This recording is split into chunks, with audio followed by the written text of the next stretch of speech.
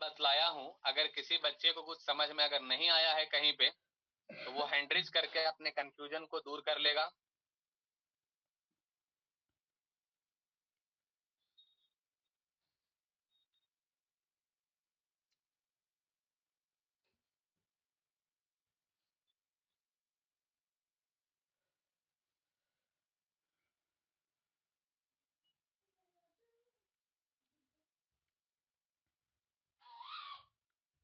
तो कोई भी स्टूडेंट हैंड रेज नहीं किए हैं, मीन्स ये जो बतलाया गया है ये आप लोगों को समझ में आ गया है।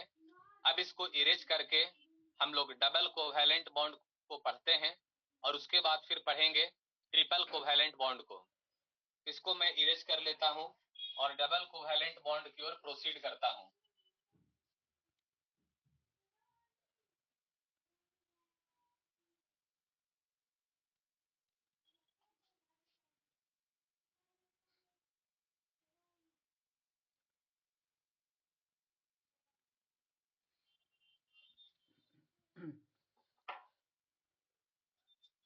तो नेक्स्ट हेडिंग सेकेंड नंबर में हम बना देते हैं डबल कोवैलेंट बॉन्ड। ये हो गया हमारा सेकेंड टाइप इसका।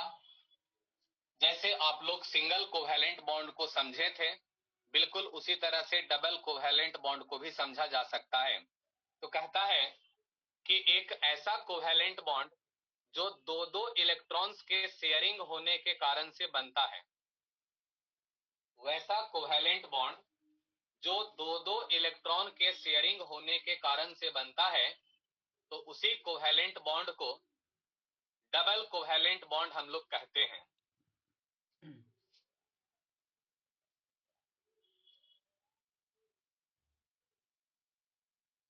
तो डेफिनेशन में इसी बात को ध्यान में रखते हुए यहां पर लिख देता हूं। तो डेफिनेशन ये हो जाएगा कि the covalent bond which is formed due to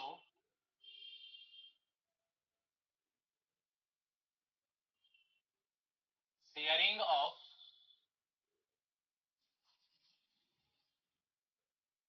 two electrons is called double covalent bond।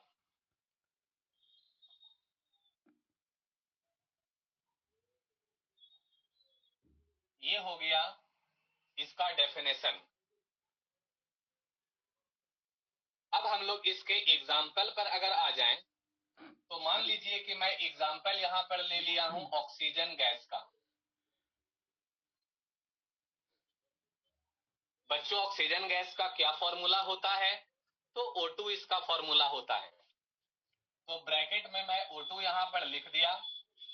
तो आप देख सकते हैं कि यहां पर दो एटम ऑक्सीजन के मिलने से ये ऑक्सीजन गैस का फॉर्मेशन हो रहा है। तो आप दो ऑक्सीजन को इस तरीका से सेपरेट करके आसपास में लिख लीजिए। तो मैं लिख लिया हूं इसको। इसके बाद ऑक्सीजन का वैलेंस इलेक्ट्रॉन लिखना होगा। तो ऑक्सीजन का एटॉमिक नंबर 8 होता है। तो अगर इसका हम लोग इलेक्ट्रॉनिक कन्फिगरेशन करेंगे तो 2,6 हो जाएगा। तो लास्ट ऑर्बिट में ये देखो 6 इलेक्ट्रॉन बचा, मतलब कि ये ऑक्सीजन का वैलेंस इलेक्ट्रॉन 6 होगा। तो आप इस ऑक्सीजन के चारों तरफ टोटल मिला करके 6 इलेक्ट्रॉन्स को लिख दीजिए। तो 2 electron, 3 electron, 4 electron, 5 electron, 6 electron हो गया। ये भी तो ऑक्सीजन ही है, तो इसका भी वैलेंस इलेक्ट्रॉन तो 6 ही होगा। तो 2 इलेक्ट्रॉन, 3, 4, 5 और 1 6, इसमें भी 6 इलेक्ट्रॉन कंप्लीट हो गया। और ऑक्सीजन जो है वो लास्ट ऑर्बिट में 8 इलेक्ट्रॉन कंप्लीट करके स्टेबल बनता है। तो ये ऑक्सीजन के पास अपना वाला 6 इलेक्ट्रॉन है, तो ये 2 इलेक्ट्रॉन बगल वाले ऑक्सीजन से हेल्प ले लेगा और ये स्टेबल हो जाएगा। तो इस तरीका से बगल वाले से 2 इलेक्ट्रॉन लेकर के ये स्टेबल हो गया। अब बारी आया इस ऑक्सीजन का। तो ये ऑक्सीजन के पास अपना वाला 6 इलेक्ट्रॉन है, ये भी बगल वाले के साथ 2 इलेक्ट्रॉन शेयरिंग कर लेगा। तो आप यहाँ पर देख सकते हैं कि 2-2 इलेक्ट्रॉन का शेयरिंग हो रहा है, 2-2 इलेक्ट्रॉन का हेल्पिंग हो रहा है, इसीलिए यहाँ पे डबल कोवैलेंट बॉन्ड बनेगा।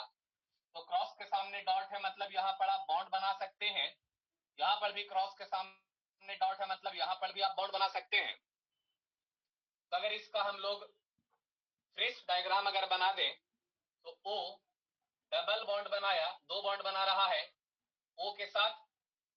तो आप देख सकते हो कि एक जगह पर 2 बॉन्ड बना, इसीलिए इसको हम लोग डबल कोवैलेंट बॉन्ड कह सकते हैं। इसके बाद इसका एक और एग्जांपल देख लेते हैं।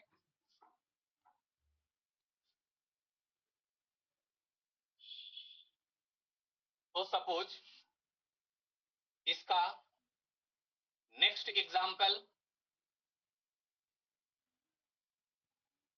हम ले लें अगर,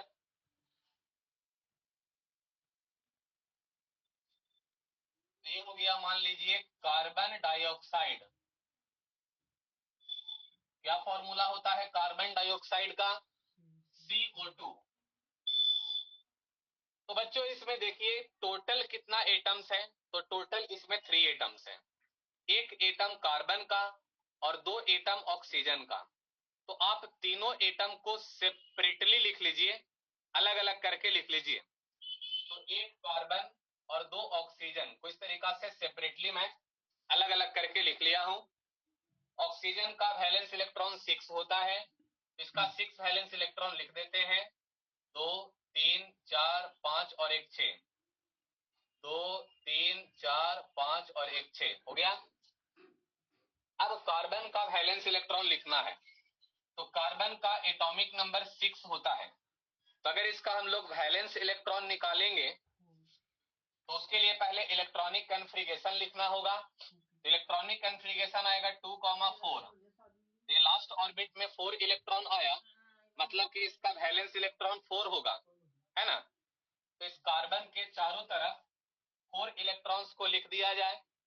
तो 2 इलेक्ट्रॉन्स मान लो कि यहाँ पे लिख दिए, 2 इलेक्ट्रॉन्स मान लो कि यहाँ पे लिख दिए, 4 इलेक्ट्रॉन हो गया। अब हम लोग अस्टेबल बनाते हैं, तो ये ऑक्सीजन 8 इलेक्ट्रॉन में अस्टेबल बनेगा। तो 6 इलेक्ट्रॉन अपना वाला है इसके पास, तो 2 इलेक्ट्रॉन का इसको और हेल्प चाहिए। तो 2 इलेक्ट्रॉन इसको हेल्प कौन करेगा? तो ये जो कार्बन दिख रहा है ना, यही कार्बन से ये 2 इलेक्ट्रॉन का हेल्प ले लेगा। तो 2 इलेक्ट्रॉन का ये हेल्प लेकर के ये अस्टेबल बन गया। ये वाला ऑक्सीजन भी कार्बन से ही 2 इलेक्ट्रॉन लेकर के अस्टेबल बन गया। अब बारी आया इस कार्बन का, तो ये कार्बन के पास अपना वाला तो 4 इलेक्ट्रॉन है। तो कार्बन 8 इलेक्ट्रॉन कंप्लीट करने के लिए, 8 इलेक्ट्रॉन कंप्लीट करने के लिए कार्बन को 4 इलेक्ट्रॉन का हेल्प और चाहिए। तो 4 इलेक्ट्रॉन का हेल्प कैसे मिलेगा कार्बन को? तो 2 इलेक्ट्रॉन ये वाला ऑक्सीजन दे देगा और 2 इलेक्ट्रॉन ये वाला ऑक्सीजन दे देगा। तो दोनों ऑक्सीजन से 2-2 इलेक्ट्रॉन लेकर के ये पूरी तरह से स्टेबल बन जाएगा। तो हम लोग कुछ इसमें इस तरीका से इसका सर्किल घेरेंगे। यहाँ पर देखो क्रॉस के सामने डॉट बन रहा है, मतलब बॉन्ड बन गया। यहाँ पर भी एक बॉन्ड बन गया, यहाँ पर भी बॉन्ड बन गया, यहाँ पर भी बॉन्ड बन गया। तो अगर इसका हम लोग फ्रेश डायग्राम बना दें तो एक कार्बन 2 बॉन्ड के साथ ऑक्सीजन के साथ जुड़ा हुआ है और इधर भी 2 बॉन्ड के साथ एक और ऑक्सीजन से जुड़ा हुआ है, तो एक और ऑक्सीजन से यहाँ पर जोड़ दिए। तो ये बन गया इसका फ्रेश डायग्राम। बच्चों याद रखिएगा, ये जो मैं स्ट्रक्चर यहाँ पर बनाया हूं, ये वाला जो स्ट्रक्चर हम यहाँ पर बनाए हैं, इस स्ट्रक्चर को हम लोग बोलते हैं इलेक्ट्रॉन डॉट स्ट्रक्चर। क्या बोलते हैं इस स्ट्रक्चर को? Electron dot structure. और ये वाला जो स्ट्रक्चर बनाए हैं, इस स्ट्रक्चर को हम लोग बोलते हैं बॉन्ड स्ट्रक्चर। क्या बोलते हैं इसको? बॉन्ड स्ट्रक्चर कहते हैं, बॉन्ड स्ट्रक्चर। चलिए, तो ये डबल बॉन्ड का थ्योरी हो गया। अब मैं आप लोग को थ्योरी पढ़ाता हूं ट्रिपल बॉन्ड का। तो आइए हम लोग अब ट्रिपल बॉन्ड का थ्योरी देखते हैं।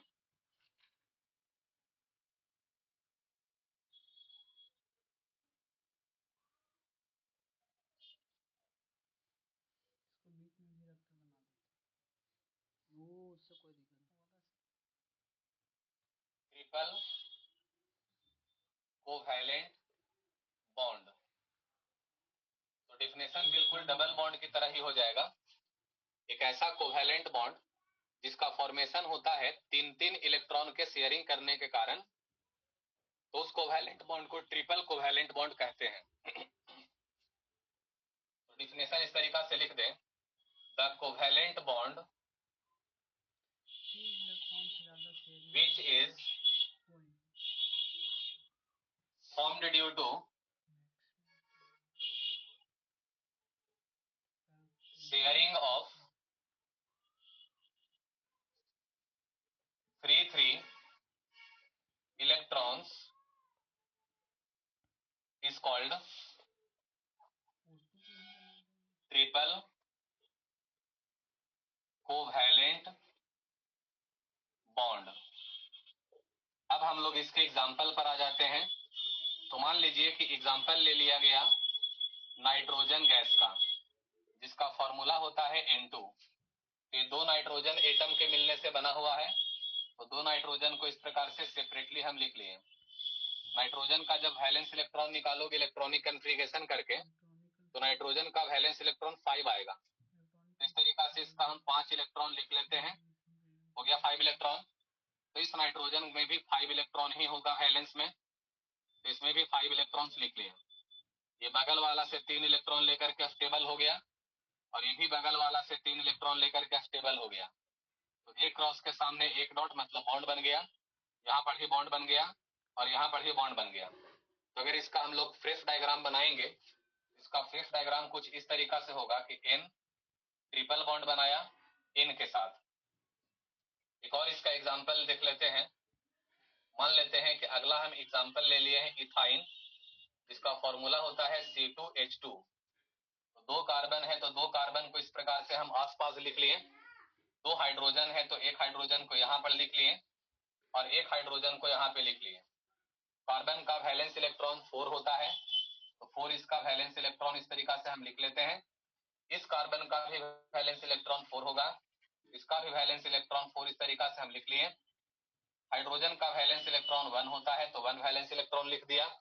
इस हाइड्रोजन का वैलेंस इलेक्ट्रॉन 1 होता है, तो 1 लिख दिया। तो हाइड्रोजन तो 2 इलेक्ट्रॉन में ही स्टेबल बन जाता है, ये हम आपको बतला चुके हैं। अब बारी आया कार्बन का। तो ये कार्बन के पास अपना वाला 4 इलेक्ट्रॉन है, एक इलेक्ट्रॉन इस हाइड्रोजन से ले लेगा, 5 हो गया, और 3 इलेक्ट्रॉन इस बगल वाला कार्बन से ले लेगा, तो 8 हो गया। तो इस तरीका से 8 इलेक्ट्रॉन इस कार्बन में पूरा हो गया, और इस कार्बन में भी इसी तरह से 8 इलेक्ट्रॉन तुम पूरा कर सकते हो। तो यहाँ पर एक बॉन्ड, दो बॉन्ड और एक 3 बॉन्ड बन रहा है। तो अगर इसका हम लोग फ्रेश डायग्राम बनाए, तो फ्रेश डायग्राम कुछ इसका इस तरीका से बनेगा, H single bond C triple bond C single bond H। इस तरीका से इसका फ्रेश डायग्राम बन जाएगा। ठीक है, तो इस तरीका से कोवैलेंट बॉन्ड का पूरा थ्योरी मैं आपको बतलाया हूं। अगले क्लास में मैं आपका इसका प्रैक्टिस करवाऊंगा। ठीक है, आप लोग जितने भी लोग कनेक्टेड हैं वो अच्छे सब लोग इसका स्क्रीनशॉट ले लीजिए। जितने भी बच्चे आप लोग कनेक्टेड हैं, आप लोग सभी लोग इसका स्क्रीनशॉट ले लो। और अगर मेरे बतलाए हुए चीजों में अगर किसी को कहीं पर कुछ कंफ्यूजन लग रहा है, तो वो हैंड रेज करके अपने कंफ्यूजन को दूर करेंगे। जो मैं आप लोगों को बतलाया हूं, अगर इसमें आप लोगों को कुछ कंफ्यूजन लग रहा है, तो आप हैंड रेज करके अपने कंफ्यूजन को दूर कीजिएगा।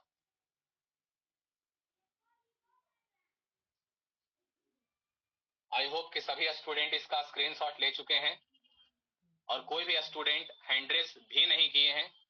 मैं फिर से कह रहा हूं बच्चों, अगर आप लोगों में से किसी को स्क्रीनशॉट लेने में दिक्कत है, तो वो जल्दी से स्क्रीनशॉट ले लो, और अगर कुछ प्रॉब्लम है किसी को, तो वो हैंड रेज करके अपने कंफ्यूजन को दूर करेगा। तो लगता है किसी को कोई कंफ्यूजन नहीं है। मैं आज का क्लास ड्रॉप करता हूं। अगले क्लास में मैं आप लोग को इसका कुछ क्वेश्चन प्रैक्टिस करवाऊंगा कि कैसे हम लोग इलेक्ट्रॉन डॉट स्ट्रक्चर बनाते हैं। आज के लिए बस इतना ही रहेगा theory. That's all, thank you.